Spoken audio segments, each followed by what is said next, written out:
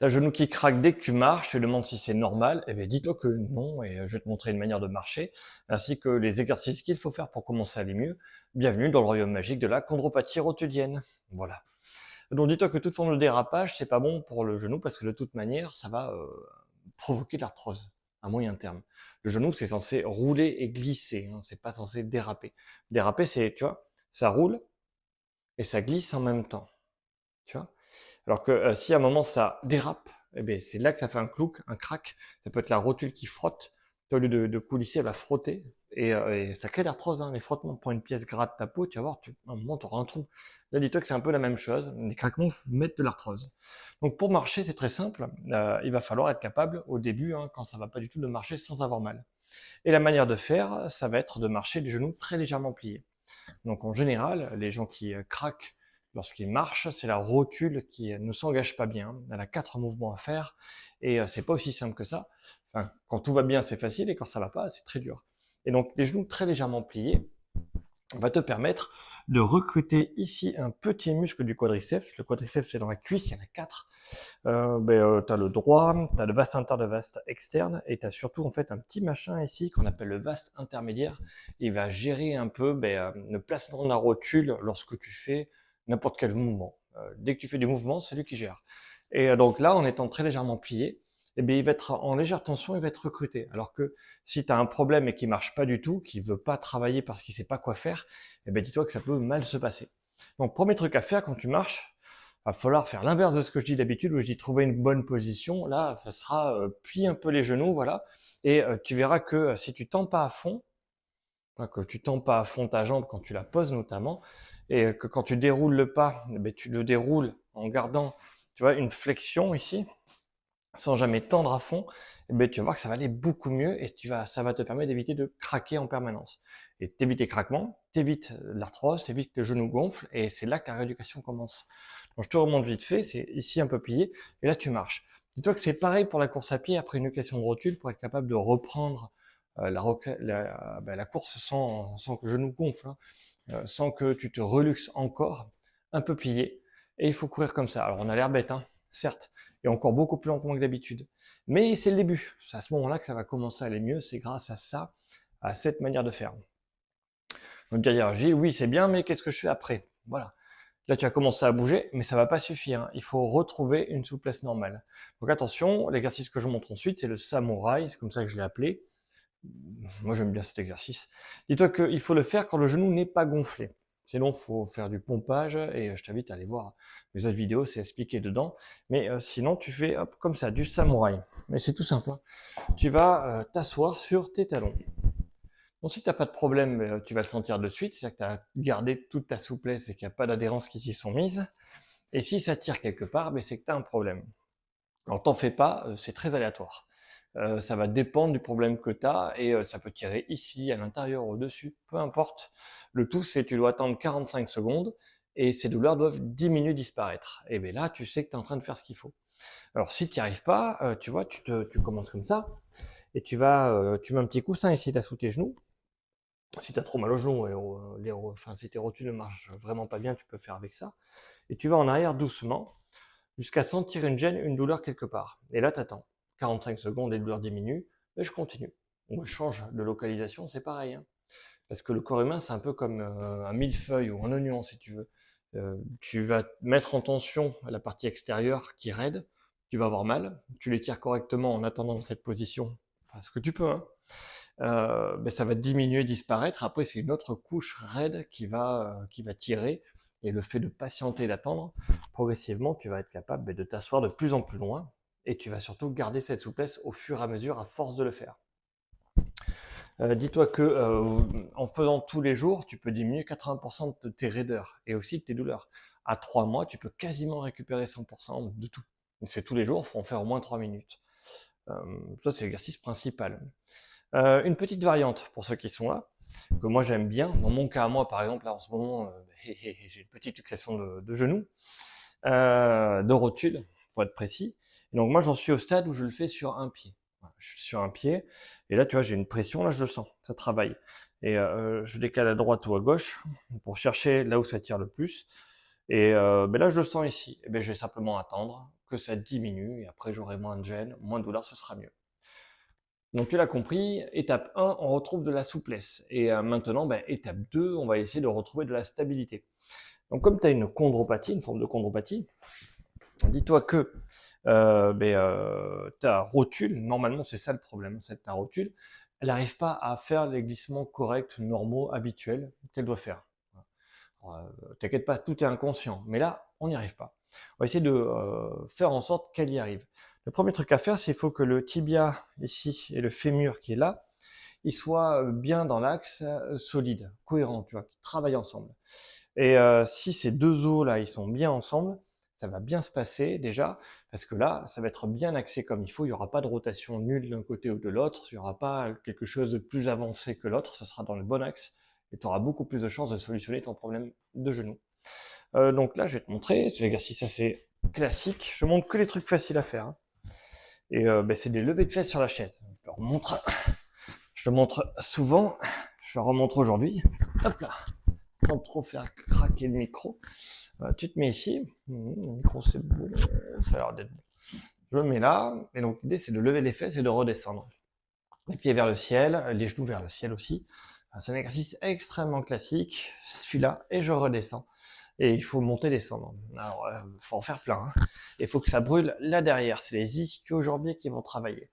Donc l'intérêt, hein, c'est vraiment que les deux os soient ensemble et que ce muscle retrouve de la tension. Faut en faire plein, monter, descendre très rapidement si tu peux. Si tu veux pas, tu y vas à ton rythme et puis c'est tout. Tu verras que si t'es pas très fort, les tendons ici, ils vont brûler. Ah bah c'est pas grave en fait, hein, c'est les tendons qui travaillent. Comment tu sais que c'est pas grave? C'est qu'après, t'arrêtes et t'as pas de gêne, pas de douleur, tu vois. T'attends quelques minutes, ça disparaît. Tu peux aussi avoir des courbatures. C'est très bien. Alors attention, le piège de cet exercice-là, c'est que quand tu le fais, si la chaise elle part par là-bas, c'est que tu triches avec ton quadriceps. Il faut tout le temps avec ton talon que tu tires en arrière pour bien que la chaise reste à sa place. Et moi, tu vois, je te conseille pas de faire comme moi, de mettre sur le tapis, mais plutôt de mettre par terre sur du carrelage. Comme ça, elle va vraiment glisser. Le tapis, ça va retenir. Moi, je montre comme ça, par des soucis pratiques, parce que je sais que quand je suis dans mon tapis, je suis dans mon cadre pour filmer. Bon voilà, c'est uniquement pour moi. Je sais que là, tu vois, là, on me voit. Et si je là-bas, on me voit plus. Mais normalement, ouais, moi, je fais faire à tous mes patients sur du carrelage. Et il a le tapis pour le dos, tu vois. Mais comme ça, si la chaise s'en va, dire qu'en fait, ils n'ont pas tiré le talon vers eux, ils n'ont pas tiré la chaise vers eux. Ils ont utilisé ce muscle-là, et ça nous intéresse pas trop. Donc l'exercice numéro 1, c'était l'étirement. L'exercice numéro 2, c'est retrouver l'axation. Et là, je vais te montrer un exercice maintenant pour essayer de faire bouger la rotule pour qu'elle soit capable de faire. Alors, je vais te montrer avec la chaise, encore une fois. Mais moi, je te conseille, si tu peux, de faire autrement et d'utiliser des espaliers. Contre le mur, tu as une barre pour se tenir. L'idée, c'est qu'il va falloir descendre et remonter en squat, c'est-à-dire, je vais te montrer sur la chaise, descendre ici, le plus bas possible, dans toute l'amplitude, remonter, et sans que ça dérape. Tu vois, moi, ça a craqué, si je recommence, normalement, ça craque plus. Donc ça, c'est bon signe, ça va aller. Descendre jusqu'en bas, être complètement relâché, et remonter. Voilà. C'est très simple à faire quand tu sais faire. Quand tu sais pas faire, c'est très dur. Donc je te montre une astuce quand tu sais pas faire, c'est que il faut... Ah mais tiens, regarde, je sors du cadre, mais j'ai ça, ça attaché à un mur. Je vais te montrer plutôt avec ça, ce sera plus facile. Donc t'es ici, et l'idée c'est que, tu vois, je descends et je monte. Alors les gens, il faut se tenir à quelque chose, tu vois, ça c'est des trucs classiques, là, le TRX classique. L'idée c'est que si tu es en arrière, ce sera plus facile que si tu es dans l'axe. Voilà. Et donc si tu n'y arrives pas au début, il faut mettre un peu de retour pour en arrière, et puis il faut monter et descendre. Tu peux même t'aider avec les mains, c'est pas grave. Hein. Le tout c'est d'y arriver sans craquer. Donc première astuce, c'est se mettre un peu en arrière pour descendre et monter. Avec la chaise, ça va donner ça. Je suis ici, là je m'appuie. Moi j'ai pas tant de problème que ça, donc en fait c'est trop facile. Je vais plutôt t'expliquer. Donc qu'est-ce qu'il faut faire quand tu vois, avec ton machin ici, là, avec ton truc, pour réussir à descendre et monter sans que ça craque, il va falloir commencer par balayer une amplitude où ça ne craque pas. Donc tu vois, tu fais, là j'y vais, crac, crac, crac, crac, là ça craque pas, ok. Et tu vas trouver l'angle où ça craque pas. Et donc sur le coup après tu vas le balayer. Imagine c'est que ça, et ben tu fais, rentre pas dans la chaise, hop, attends, méchante, hop, voilà. tu vas faire travailler, tu vois, tu vas descendre et monter que dans l'angle où ça craque pas, et tu vas en faire plein. Et petit à petit, tu vas aussi descendre un peu plus bas là où ça craquait tout à l'heure, et voir qu'est-ce qui se passe. Et l'idée, c'est que à force de balayer l'angle, tes muscles vont se réactiver, ils vont se recoordonner, ils vont être capables de descendre un tout petit peu plus bas, et ainsi de suite, jusqu'à arriver jusqu'en bas. Quand vraiment tu es bloqué, que vraiment ça va pas, chez certains de mes patients qui sont jeunes, anciens sportifs, on fait directement commencer par en bas. Alors pourquoi on fait commencer par en bas? Parce qu'ils ont déjà toute la souplesse, hein.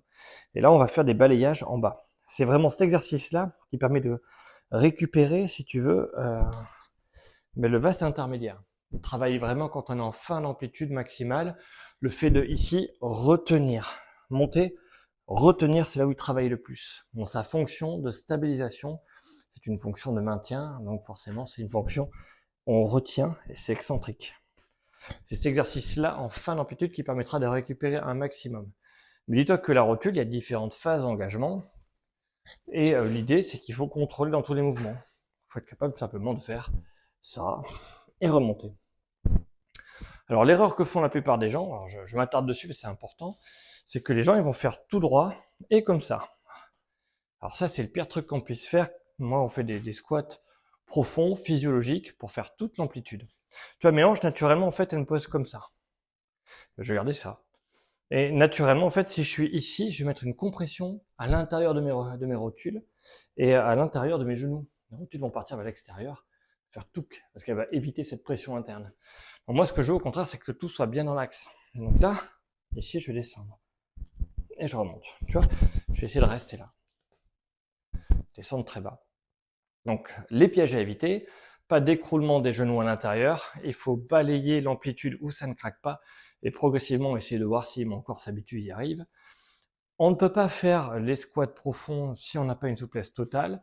Donc il faut d'abord travailler la souplesse totale. Attention parce que tu peux aussi travailler les deux, la souplesse et la capacité à faire des squats profonds. Il suffit simplement de t'aider avec quelque chose et tu vas, oups là, ça va. Tu vas descendre, oups, et là ça tire quelque part comme le samouraï. Je remonte, ça craque pas, c'est nickel. Et je redescends, je retouche, ça tire, je remonte. Et le fait en fait de toucher une douleur proche de celle du samouraï, une douleur d'étirement, et de remonter, ça va te permettre de le solliciter plus gentiment, on va dire, entre guillemets, que le samouraï en lui-même. Le samouraï est une posture très dure qui tire très très fort, et là ce sera un étirement dynamique qui va tirer plutôt sur les anthèses et l'aponévrose. J'expliquerai ça une autre fois. Donc tu l'as compris, ton genou craque, les trucs à faire, petit récapitulatif, t'es plié, tu marches un peu plié, très légèrement, là je caricature, l'inverse d'une bonne posture, parce que si tu as une bonne posture, tendre les genoux ça ira pas. Quand tu es debout, tu tends pas tes genoux à fond, tu tends pas en arrière, ici là, ça va pas bien se passer, il faut être toujours déverrouillé. Je l'ai pas dit mais ça me semblait évident, j'aurais peut-être dû le dire. Après tu as le samouraï à faire, assis sur les talons. Le premier truc c'est retrouver de la mobilité. Ensuite c'est les levées de fesses sur la chaise, tac tac tac, là ma petite chaise. Ça va te permettre d'axer ton tibia avec ton fémur et suivi des squats dans toute l'amplitude pour retrouver du contrôle, mais attention sans que ça craque, car c'est là que c'est le plus dur. Et je te conseille de te tenir à quelque chose, de te mettre un petit peu en arrière et de bien garder les genoux à l'extérieur. Voilà, et la répétition de tout ça devrait t'améliorer assez vite.